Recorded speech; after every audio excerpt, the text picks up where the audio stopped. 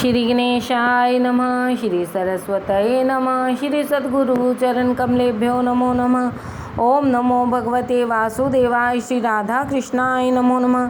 श्री रामचंद्र डोंगरे जी महाराज द्वारा रचित श्रीमद्भागवत रहस्य। महाराज परीक्षित द्वारा कलयुग का दमन। राजन, मेरे दुख के का कारण आप ही सोचें। राजा समझ गए कि वह कठोर पुरुष जो गाय बैलों को सता रहा है वह ही कली है। यह कली ही धर्मनिष्ठों को सताता है। वे कली को दंड देने के लिए तैयार हुए तो कली राजा की शरण में आया। कली ने परीक्षित के चरणों का स्पर्श किया और यही कारण है कि परीक्षित राजा की मति भ्रष्ट हुई। जिस मनुष्य के स्वभाव और चरित्र से हम अनजान हो उसका हमें कभी स्पर्श न करना चाहिए। जिस व्यक्ति का तुम स्पर्श करोगे उस व्यक्ति के कुछ ना कुछ परमाणु तुम्हारे शरीर में प्रविष्ट हो जाएंगे। पुण्यशाली व्यक्ति के परमाणु पवित्र होते हैं और पापी व्यक्ति के परमाणु अपवित्र होते हैं।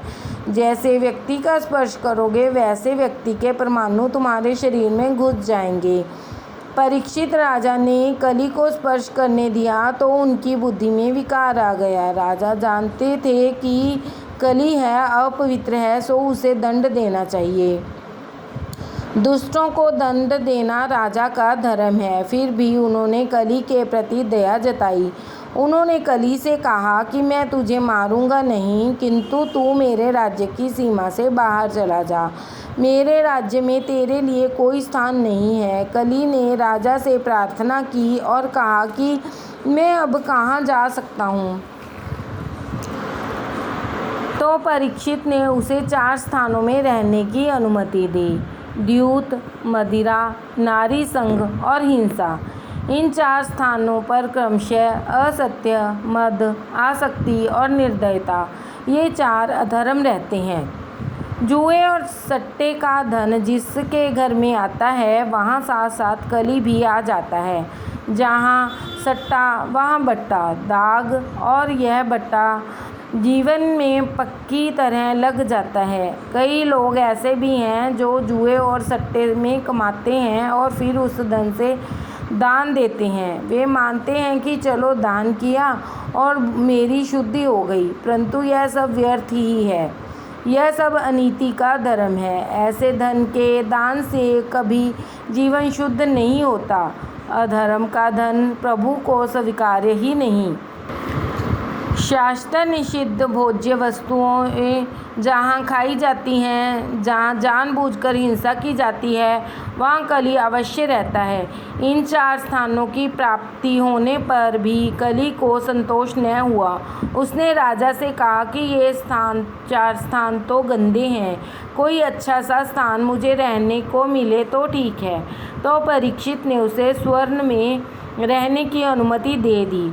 अशुद्ध साधन से जब स्वर्ण घर में आता है तो कली उसके साथ आ धमकता है। अनीति और अन्याय से प्राप्त धन कली है। अनीति द्वारा धन कमाने वाले को तो कली दुखी करता ही है, पर जो वह धन अपने वारिसों के लिए रखता है वह वारिस भी दुखी होता है। असत्य, मद, काल, वैर और रजोगुण, यह 5 जहाँ हो वहाँ आज भी सतयुग ही है। जिसके घर में नित्य प्रभु की सेवा और स्मरण होता है, जिसके घर में आचार विचार का पालन होता है, उसके घर में कली प्रवेश कभी नहीं होता। बैल के तीनों पग परीक्षित ने फिर लगा दिए, अर्थात धर्म की फिर से स्थापना की। कली ने सोचा कि राजा ने 5 स्थान रहने को दिए हैं, अब कोई तकलीफ नहीं है। अब राजा परीक्षित अपने घर में भी कभी घुस जाऊंगा। एक दिन परीक्षित को जिज्ञासा हुई कि देखो तो सही मेरे दादाजी ने मेरे लिए घर में क्या क्या रख छोड़ा है। एक पेटी में स्वर्ण मुकुट मिला। बिना कुछ सोचे ही राजा ने मुकुट पहन लिया।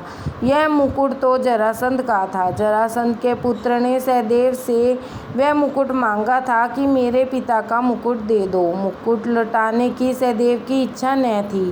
फिर भीम जबरदस्ती यह मुकुट लाया था। सो यह धन अनीति का था। अनीति का धन उसके कमाने वाले को और वारिस को भी दुखी करता है।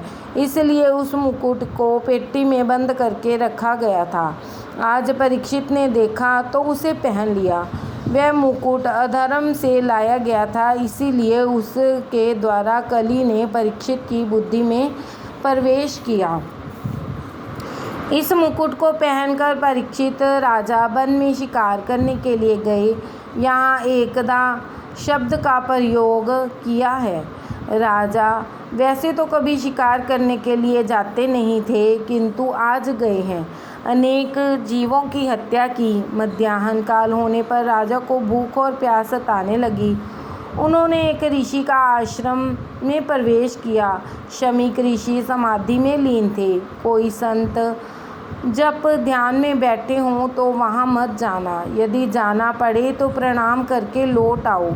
एक समय लौकिक बात न छेड़ो। प्रभु के साथ एक होने की इच्छा संत की होती है। लौकिक बातें उनके तप, ध्यान, भजन में बाधा रूप बनेंगी। परीक्षित ने सोचा कि इस देश का मैं राजा हूँ, फिर भी यह ऋषि मेरा स्वागत क्यों नहीं करता है। शायद स्वागत ना करने का नाटक ही वे कर रहे हों। राजा की बुद्धि में कली ने प्रवेश किया था। अतः शमीक ऋषि की ही सेवा करने की अपेक्षा ऋषि से सेवा की अपेक्षा कर रहे हैं।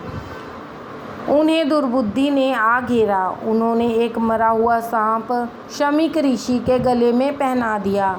उन्होंने तपस्वी का अपमान किया। अन्य को तो अपमानित करने वाला स्वयं अपना ही अपमान करता है। अन्य को चलने वाला खुद अपने को ही चलता है, क्योंकि सभी में आत्मा तो एक ही है।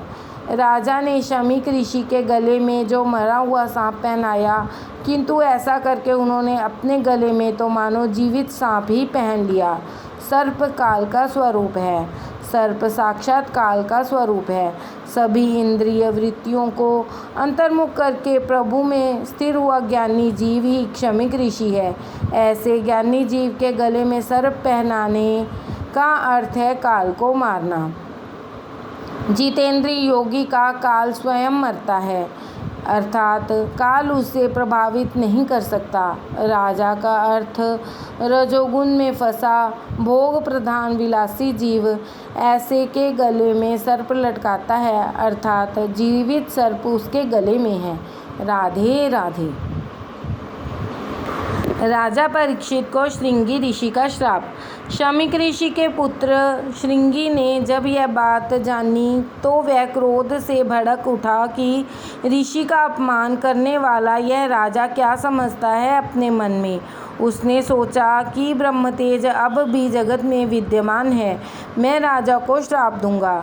श्रृंगी ने श्राप दिया कि राजा को कि तूने तो मेरे पिता के गले में मरा हुआ सांप पहना दिया, किंतु आज से 7वें दिन तुम्हें तक्षक नाग डसेगा।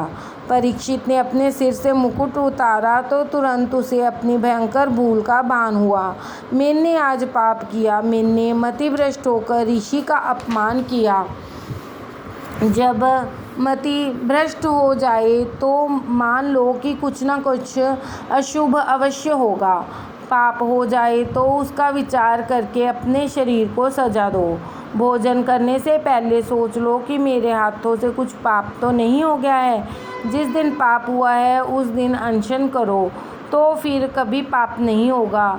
धन्य है परीक्षित राजा, उसने जीवन में एक बार ही पाप किया, किंतु पाप हो जाने के बाद उसने पानी तक भी नहीं पिया।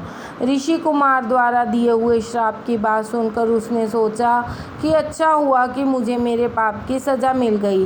परीक्षित सोचते हैं कि मैं संसार के विषय सुखों में फंस गया था, अतः मुझे सावधान करने के लिए प्रभु ने मुझ पर यह कृपा की है। मुझे अगर श्राप ना मिला होता तो मैं भला कब वैराग्य धारण करता। मेरे लिए प्रभु ने शापावतार धारण किया है। मृत्यु सिर पर मंडरा रही है, ऐसा सोचते रहोगे तो पाप नहीं होगा। परीक्षित ने गृह त्याग दिया और वे गंगा तट पर आ गए। उन्होंने गंगा स्नान किया और यह निश्चय किया कि अन्न जल का त्याग करके अब प्रायश्चित व्रत करूँगा। बड़े बड़े ऋषियों ने जब यह बात सुनी तो बिना बुलाए ही वे राजा से मिलने आ गए। उन्होंने सोचा कि परीक्षित अब राजा नहीं राजऋषि बन गए हैं। राजा के विलासी जीवन का अब अंत हुआ है। राजा का जीवन अब बदल गया है, इसलिए वे सब परीक्षित से मिलने आए। परीक्षित ने खड़े होकर सबको प्रणाम करके उनकी पूजा की। राजा ने अपने पाप की बात उन ऋषियों को बता दी। वैसे तो सभी लोग पाप को छिपाते हैं और अपने पुण्य की बातें सबके सामने प्रकट करते हैं। पाप को छिपाओ मत, पुण्य को प्रकट मत करो। समाज के सामने पाप स्वीकारने से पाप की आदत छूट जाती है। राधे राधे।